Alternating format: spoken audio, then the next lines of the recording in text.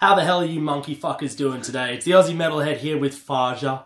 We're going to be doing a double fucking review today. Apologies for how long this fucking took to get done, but we are both chronically lazy, so that, you know, can usually take up just a little more time than usual. But here we are, we're going to be talking about two albums today. We're going to be talking about Alien Weaponry's fucking debut album and the latest, rather interesting project from Devildriver, Outlaw Country. Let's fucking get into it. So the first one we're going to be talking about is Alien Weaponry, and this one just completely came out of fucking nowhere. There wasn't really any press, much PR. This album just sort of like appeared like this fucking anomaly from Waipu, New Zealand. These guys formed back in 2010, but they've been going for much longer than that. These guys fucking formed this band when they were like 8 to 10 fucking years old, man. And although there isn't a massive amount of technicality or fucking insane playing on this album, it's still so fucking dynamic, so creative, and there is still so many memorable hooks. And I think that it's something that Max Cavalera said around the Roots era, was that when you actually strip things down and you try writing simplistically as fuck, it can actually be really fucking difficult to do that, because you're relying on those hooks to be memorable enough to carry a simple song through to keep someone's interest for 4 minutes. That can be quite a bit of a fucking task, and I think that they just knocked it out of the fucking park with this fucking debut album too. Yeah, I love the use of the Maori language, you know, in the songs. It, like Sepultura with, you know, Roots, getting that tribal shit happening, just makes me want to fucking rip shit up. And it's the domineering sound of the 90s is so apparent on this album. I feel like these guys really did their homework when it came to Sepultura, Pantera, even some elements of the Bay Area thrash scene. At times, it never lingers for too long, but with a lot of the primal elements, those added percussive elements, I think it's what made Roots Bloody Roots so fucking memorable, and I feel like it's what they've done here with two. Just a completely different culture and a completely different rhythmic sensibility, and yet it just seems to blend in with metal so fucking well, because it's undoubtedly that these guys are a thrash metal band. That's the angle that they're going for. But the delivery with this album did make it end up feeling like much more of a groove experience, because I feel like the best way to describe the majority of the songs on this album is the pocket.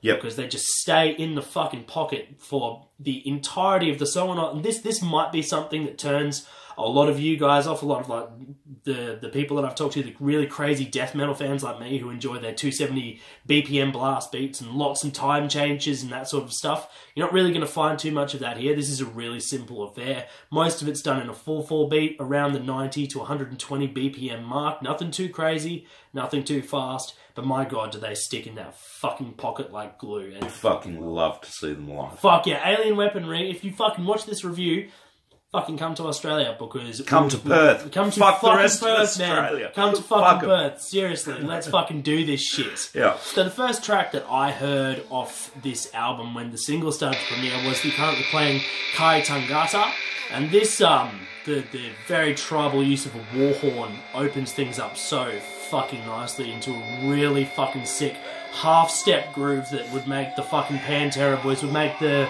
Dimebag brothers very, very fucking proud, dude. Seriously. This, it seems to set up a really good cutting thematic edge for the album to come, because a lot of this does, from a lyrical point of view, seem to represent a lot of strife, a lot of rebellion, digging your fucking boots in and not giving way to an oppressive force, which just works hand in hand with these fucking grooves so exceptionally well. This is warrior music, man. This is fucking gets me in the feels. And the video clip's fucking insane. It's really, really cool. In many ways, as we saw mirrored by Sepultura some 20 years ago with the release of Roots, we're seeing this return to a basic, primal approach towards metal, which, although this album might leave some people a little bit to be desired, some people might be expecting a little more in terms of technicality or more dynamics between songs, because there is a very, very strong formula here. They do stick to the formula throughout, but there's really nothing wrong with that, because the formula they've got is really fucking working here in a very strong way. Yep. Yeah. And how fucking young are they? Oh my god, seriously. Christ. These guys aren't even fucking 18 yet, man. This is just fucking obscene. This cunt has got some serious fucking pipes on him, man. Very, very impressed. And in terms of recording and mixing, this is a really well put together album. I really dig the thematic structure. I thought that the flow of the tracks was really fucking strong. There's really not much that I can fault, especially considering this is a debut album we're talking about. Yeah, it's got some roughness around the edges. There's the human element very, very strongly. You can tell by the dynamic elements of the drums that this wasn't a quantized album. This isn't some overproduced piece of shit we're talking about. This is a very organic, dense, head-banging fucking experience, man. I think, speak for the two of us, we can't recommend this fucking album enough. No. It's super exciting to see bands that are closer to where we are regionally pumping out such extreme shit with next. Personally, I'd be a fucking softie and give this a full fucking 9.5 out of 10 because I was really, really impressed with this fucking album. What do you reckon? I would agree with that. It hit me in the face like a bag full of wet cunts. Like a bag full of wet cunts, man. Like a bag. There goes my monetisation. Fuck you, YouTube. It's really good. What can I say? The moment I listened to it, I loved it. My only complaint is it's no longer. Yeah, fuck yeah, I just want to see him live, man. Yeah, yeah. And Weaponry, fuck, come to Australia, man. Seriously, you guys ripped this fucking album apart. 2, check it the fuck out. So we saved this one till last because I've got some pretty conflicting opinions about this one. I did a video a couple of months ago when the initial track, Country Heroes, premiered, and I was really, really impressed with it. It was mixed super fucking well. The use of slide guitar and harmonica to intro things just really set you in this dirt road kind of mentality. And then coming in with an absolutely fucking fantastic vocal delivery. I'm super impressed by this fucking song. Absolutely monolithic blast beats in this fucking track. I mean, listening through headphones for initial experience, this is some shit that will blow your fucking head off, man. Especially for the first track, it sets some very fucking high expectations for the album to follow. After that, Ghost Rising Sky was the next track to premiere, which definitely had more of a cattle country style jig to it, probably based on the fact that these are country songs. But it also had Randy Blythe. So. It also has Randy Blythe, fucking exactly. I found that kind of what is this album's greatest strength is also its greatest weakness. The fact that these are majoritively cover songs, which I'm fairly certain that Country Heroes is the only original track on the album. I'm certain about that because it is quite unclear, because there's no real finer note details saying which of these songs are covers and specifically who they're covered by. A lot of these are just sort of going by the assumption that these are legendary country songs that, I guess from their perspective, don't really need any introduction, but for someone like me who's not educated on country music, I don't really know any artists outside of the mainstream names that you hear thrown around, like Dolly Parton, Willie Nelson, fucking... Oh, goddammit. Lil Wayne. Lil Wayne, yeah, whatnot. I'm not coming from an educated position on these original songs at all, but for the vast majority, I think they did a really fucking good job at translating a lot of these songs into the metal aspect. I mean, we've spent so much time talking about how good these guys are at pulling off a strong cover of a song that wasn't intended to be a metal track. 2009's Beast, which I thought was a real letdown of an album. I really wasn't fond of that one at all. Black Soul Choir, which is actually a cover of a very obscure indie band. This weird, almost Doors-esque indie band that had this really off-tilt sort of style. It's kind of hard to explain, but they took this track and they made it absolutely fucking beastly. And then once again with the pop sensation that was Sail, featured on 2013, 2012, somewhere in that region. Back in the day. Back in the day from Winter Kills, that was one of the strongest songs on the album from my perspective.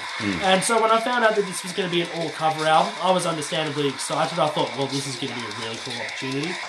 So it did seem to make a lot of sense that Devildriver were going to embark on such an ambitious album, considering that their last few albums haven't exactly grabbed their fan base. But after an initial listen, it became apparent that not everything on this album really works the way that I think that they wanted it to, at least from a listener's perspective. I'd say that the first half of this album is where the majority of the strength lies, and then it just sort of starts feeling very samey. Yep. This album definitely could have been a lot shorter. I personally would have even been happy with like an 8 or 9 track LP. It definitely could have been one song shorter. Copper fucking Head Road. Oh yeah, for sure. Please. For Anyway. Sure. That seems to be the number one song that a lot of people seem to have an issue with in terms of the song choice on this album. They made some really, really good decisions. Whiskey River, Dad's Gonna Kill Me, If Drinkin' Don't Kill Me. I think that they all worked really, really fucking well.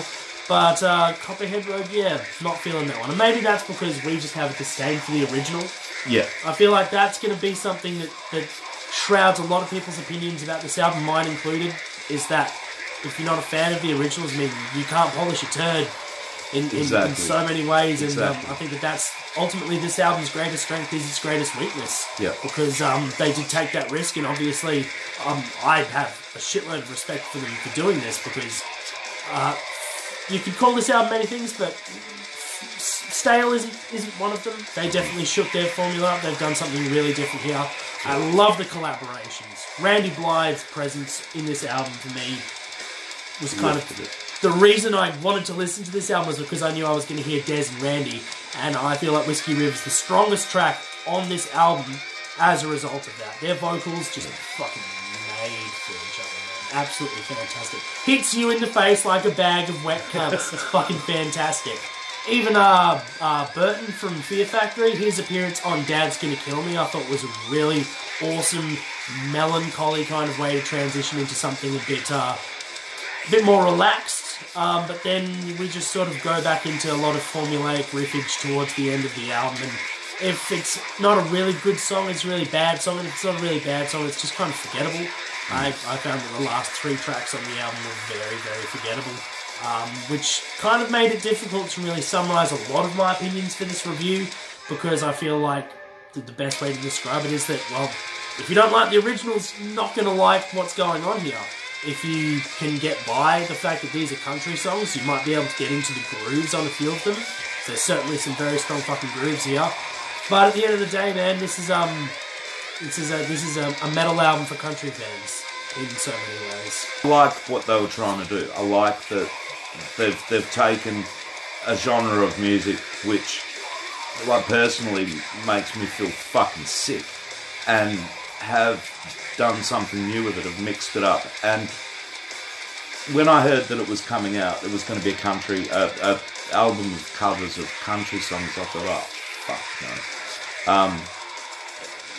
They've given, I think, a fairly decent album, but I found that a lot of the songs that I like, I just put onto a playlist with, a heap of other. Yeah.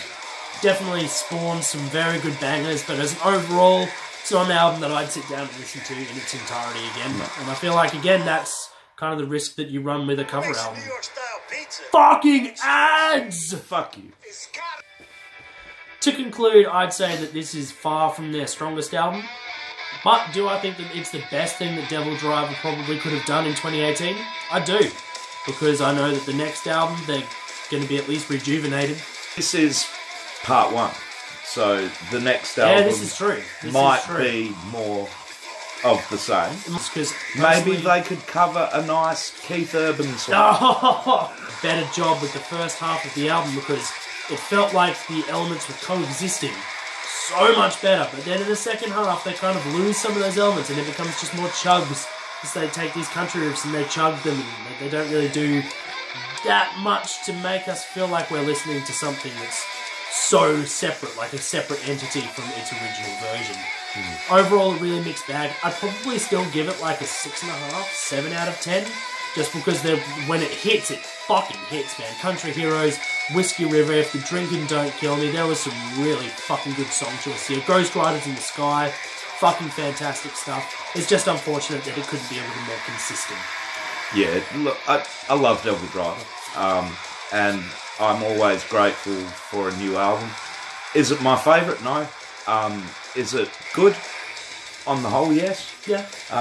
On the whole. On the whole. Preparation H.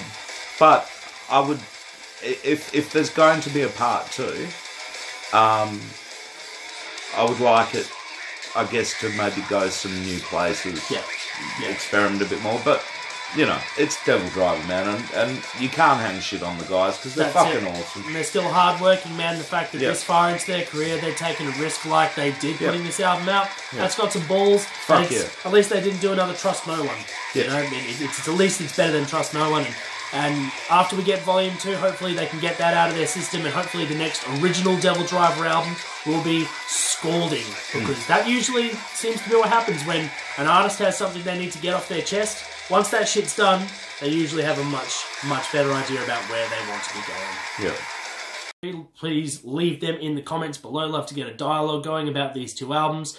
Please fucking check out Alien Weaponry if you haven't, man, because that is... If there's one thing you can take away from this video is that you should be checking out Alien Weaponry. Not just for the fact that it's a fucking fantastic album, that this is a really cool, energetic new band, but they're so fucking young, and for them to have produced something of this quality, considering their age, that's you have to fucking pay some respects to that, man. Get behind it. Have to get fucking behind it, man. Get the fucking album, get yourself a shirt, do what you fucking got to do. Anyway, guys, I hope you fucking enjoyed this video. Please don't forget to like and subscribe as usual. I've been the Aussie Metalhead and Fasha. Until next time, stay sick. See you guys.